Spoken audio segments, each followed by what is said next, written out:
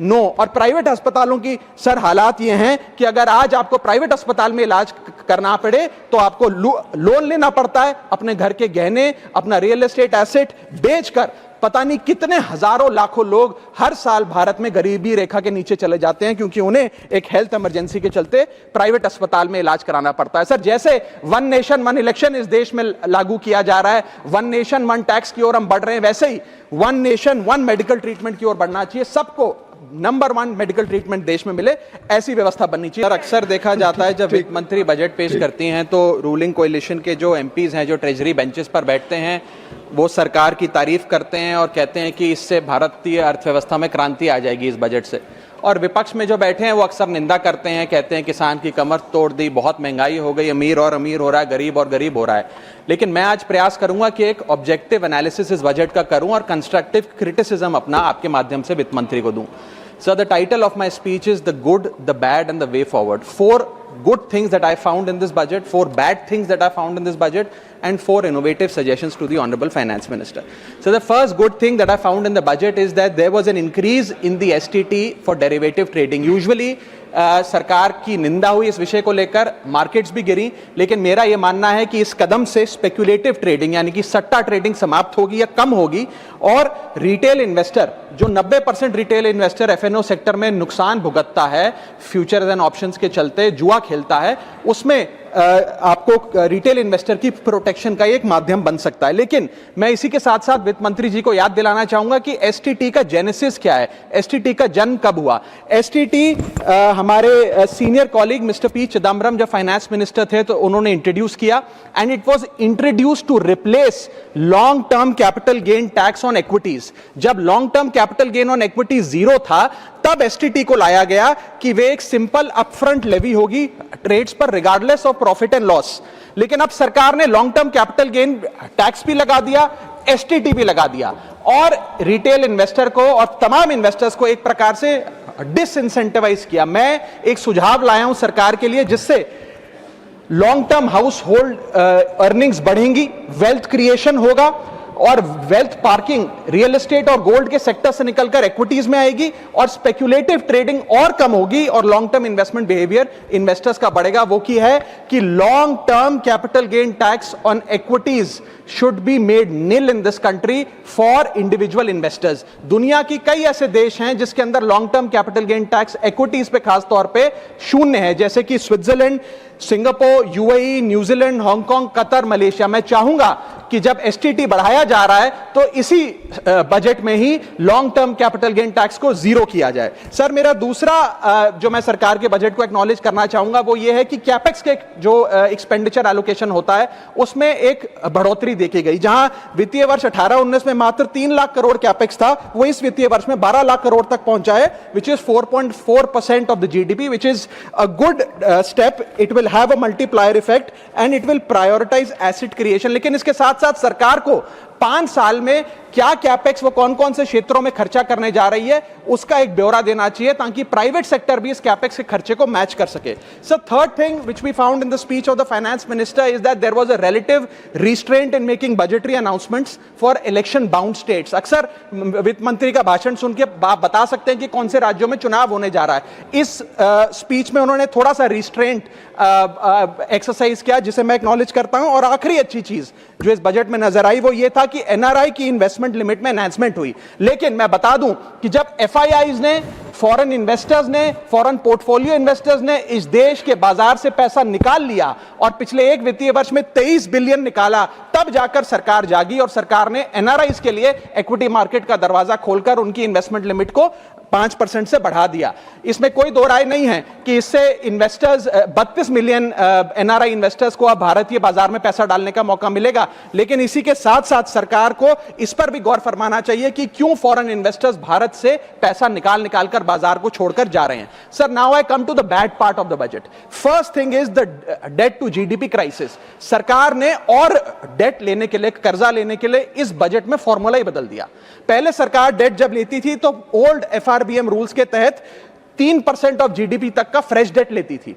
इस बजट में सरकार ने उस फॉर्मूले को बदलकर कहा कि टोटल सरकार का डेट जीडीपी का 50% होगा और उस सीमा में हम डेट लेंगे, यानी कि they want to play on the denominator effect. For example, एक साल बजट अगर हमारा जीडीपी 12% से ग्रो करता है तो उस साल सरकार खूब सारा डेट लेके सरकार पे कर्जा लाद सकती है, जो कि फिस्कल डेफिसिट 4.5, 6.5, 5% तक भी पहुंच सकता है। सर, इसी के साथ साथ मैं बताना चाहूंगा कि आज सरकार कहती है कि हमारा डेट टू जीडीपी रेशियो 56% है, लेकिन ये गलत है, क्योंकि बहुत सारे ऑफ बैलेंस शीट आइटम्स हैं जिसे सरकार डेट में दिखाती ही नहीं है, जैसे कि FCI bonds, OMC bonds, fertiliser, NHAI, NFSS, यानी कि तमाम तरीके के ऐसे कर्जे हैं सरकार के ऊपर जो सरकार अपनी बैलेंस शीट में नहीं दिखाती है। सर, मैं सरकार को आपके माध्यम से यह रिक्वेस्ट करना चाहूंगा कि देश का कर्जा और कैसे ना बढ़े इस पर काम करें, ना कि और कर्जा लेने के लिए हम जीडीपी और डेट टू जीडीपी के फॉर्मूले के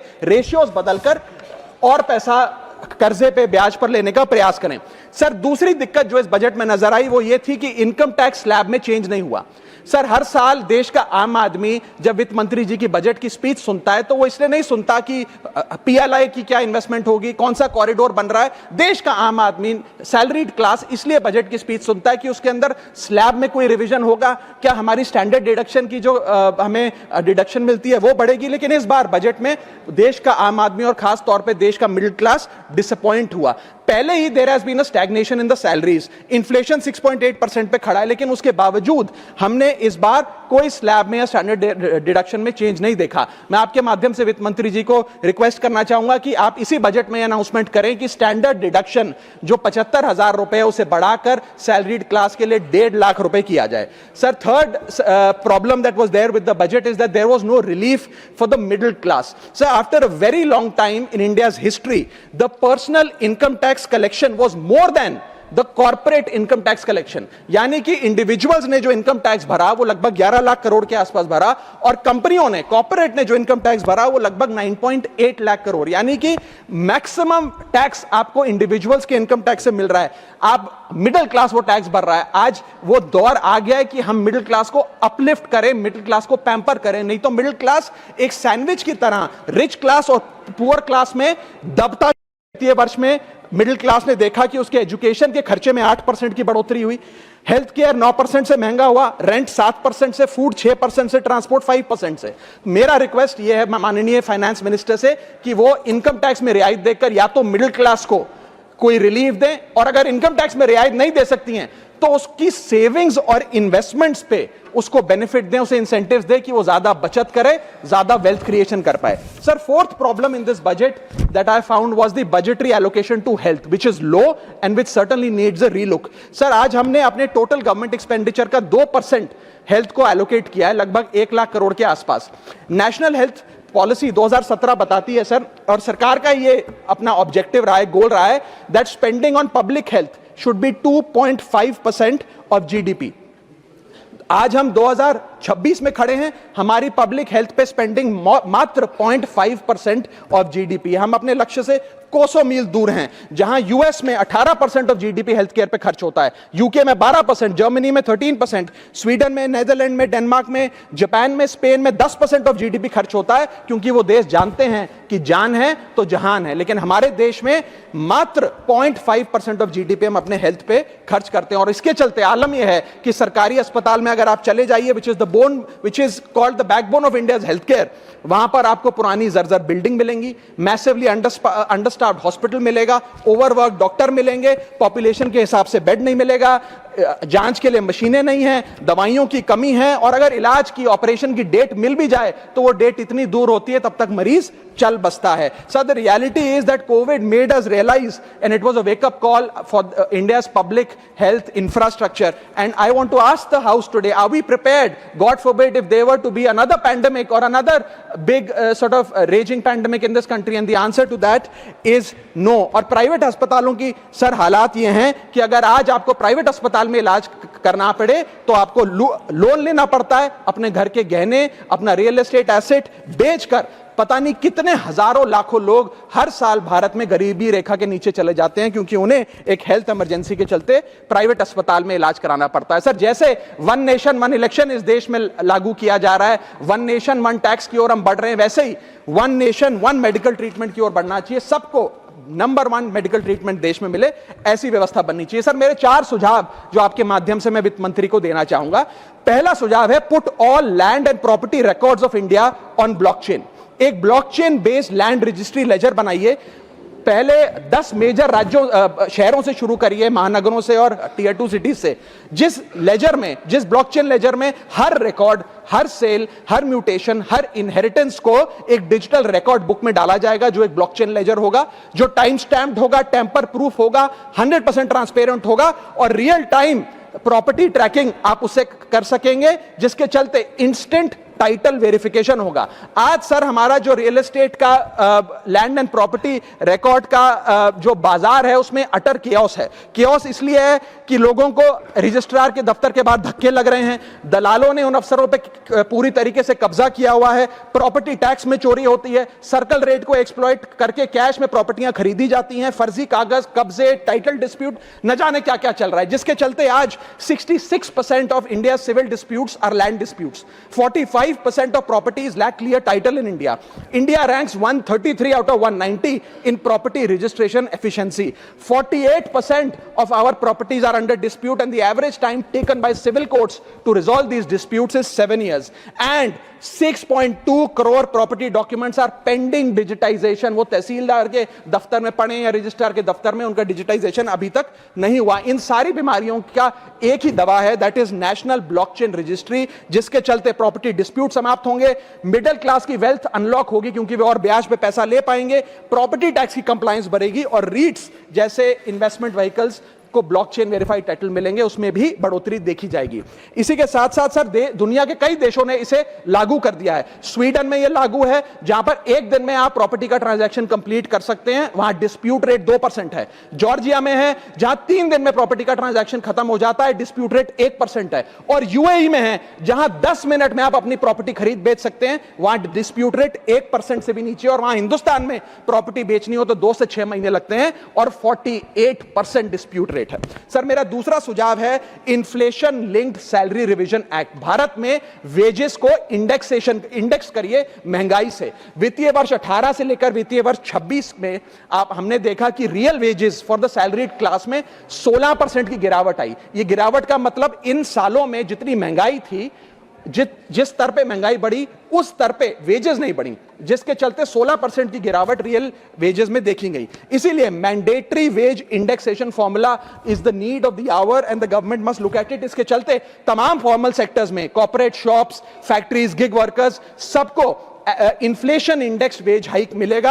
और सरकार के मुलाजिम को तो मिलता ही है, हर साल डियरनेस अलाउंस मिलता है, उसके बाद आप हर कुछ सालों में पे कमीशन लागू होता है। इससे आप 20 करोड़ आबादी, which is 45% of India's total workforce, आप उसे एड्रेस कर पाएंगे। सर, इसी के साथ साथ मैं बताना चाहता हूं कि दुनिया के कई देशों में यह पहले से ही लागू है। यूएस के अंदर COLA, cost of living adjustment system लागू है, जिसके अंदर एनुअल और ऑटोमेटिक रिवीजन होता है।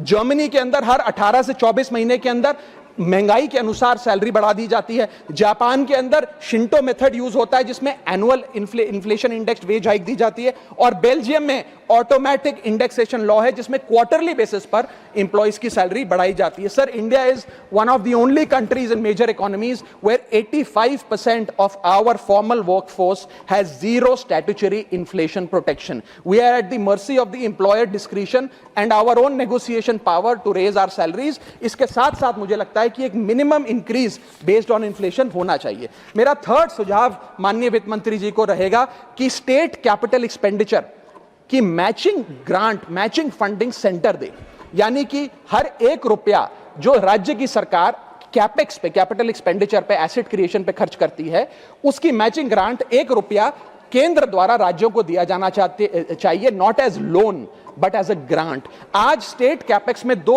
बॉटलनेक्स है। पहला बॉटलनेक है बोरोइंग कैप, यानी कि कोई भी राज्य अपने स्टेट जीडीपी से 3% से ज्यादा ब्याज पर पैसा नहीं ले सकता, वो कैपेक्स पे नहीं खर्च करता, वो तमाम तरीके के ऑपरेशनल खर्चे करता है। और सेकंड प्रॉब्लम है कि अगर केंद्र सरकार पैसा देती भी है राज्यों को कैपेक्स के लिए, वो लोन की सूरत में देती है, और कंडीशनल लोन की किस एसेट पे कितना खर्च होगा, एक कंडीशनल लोन दिया जाता है। मेरा सुझाव है that replace this loan with conditions given by the centre to grant with trust, grant based on trust by the centre. Sir, centre को आने वाले 5 वर्षों के लिए 1.5 लाख करोड़ आवंटित करना चाहिए, not as loan but as these capex grants, ताकि राज्यों में सड़कें बने, इरिगेशन नेटवर्क बने, लोकल पावर इंफ्रास्ट्रक्चर बने, ड्रिंकिंग वाटर सैनिटेशन हो, और अर्बन इंफ्रास्ट्रक्चर में एसेट क्रिएशन, एसेट फॉर्मेशन किया जाए। As not as loan, not on interest, not with principal and with no conditionality. अगर ऐसा होता है तो सबसे पहले तो स्टेट की बैलेंस शीट में this grant will not sit as debt, state की बैलेंस शीट सुंदर होगी, बेहतर होगी। दूसरा, खुलकर राज्य कैपेक्स पर खर्च कर पाएंगे। Third, it will be a high growth and a high job creator, एक ग्रोथ मल्टीप्लायर और जॉब क्रिएटर के तौर पे इसका इस्तेमाल होगा, क्योंकि हर 1 रुपया जो आप कैपेक्स पे खर्च करते हैं उससे भारत का जीडीपी 2 से 3 रुपए बढ़ता है in a span of 3 to 5 years। Cooperative federalism मजबूत होगा, और साथ ही साथ states will become builders and not borrowers in the eyes of the centre. Sir, मेरा चौथा सुझाव जो माननीय वित्त मंत्री जी के लिए है वो ये है कि legalise virtual digital assets as an asset class. India में अभी सर वैसे ही डी फैक्टो लीगलाइज टैक्सेशन है वर्चुअल डिजिटल एसेट्स, यानी कि crypto currency, stable coin et cetera, क्योंकि अगर उनकी खरीद बेच पर कोई मुनाफा होता है तो 30% फ्लैट इनकम टैक्स लगता है, और 1% ट्रांजैक्शन टैक्स जो अपनी वस्तु बेच रहा है उसे सरकार को जमा कराना पड़ता है। But they are somehow not recognised as an asset class. VDS जो वर्चुअल डिजिटल एसेट्स है, एक एसेट क्लास का दर्जा नहीं दिया गया, जिसके चलते कोई डेडिकेटेड लाइसेंसिंग लॉ नहीं है, कोई क्लियर कंज्यूमर या इन्वेस्टर प्रोटेक्शन कानून नहीं है, एएमएल कानून यानी कि एंटी मनी लॉन्ड्रिंग गाइडलाइंस और डायरेक्शंस इस एसेट क्लास के लिए नहीं है, and there is of course no explicit legal classification. As a result what has happened is that 4.8 lakh crore trade in this virtual digital assets has moved offshore. Bharat के बाहर निकलकर वो अन्य देशों में, दुबई, सिंगापुर, मलेशिया और अन्य देशों में इसका ट्रेड हो रहा है जो भारतीय कर रहे हैं। Second thing that has happened is that 73% of India's crypto trading volume in financial year 25 has moved to offshore exchanges. What has further happened is that 180 virtual digital asset startups have moved to countries like Dubai and Singapore, and as a result जो देश, भारत देश के 12 करोड़ ऐसे लोग हैं जो इन virtual digital assets में, crypto में, आरडब्ल्यूए यानी कि रियल वर्ल्ड एसेट में, स्टेबल कॉइन में इन्वेस्ट करना चाहते हैं, वो ऑफशोर जाकर इन्वेस्ट कर रहे हैं। जरूरत है कि हम कंप्लायंस हिंदुस्तान में लागू करें, उसे हेविली रेगुलेट करें, लेकिन उसे ऑनशोर लाएं। इसके चलते अगर ऐसा होता है तो सरकार के खजाने में 15 से 20 हजार करोड़ रुपए का इजाफा होगा, उन्हें उतना टैक्स मिलेगा। और इसी के साथ साथ मैं सरकार को कहना चाहता हूं that we currently tax these virtual digital assets as if they are legal, but we regulate them as if they are illegal. मेरा सुझाव है कि इसे heavily regulate करिए, रिंग फेंस करिए इस इकोसिस्टम को, AML गाइडलाइंस यानी कि एंटी मनी लॉन्ड्रिंग कानून और मजबूत करिए, लेकिन prohibition is not protection, regulation is protection. Thank you so much.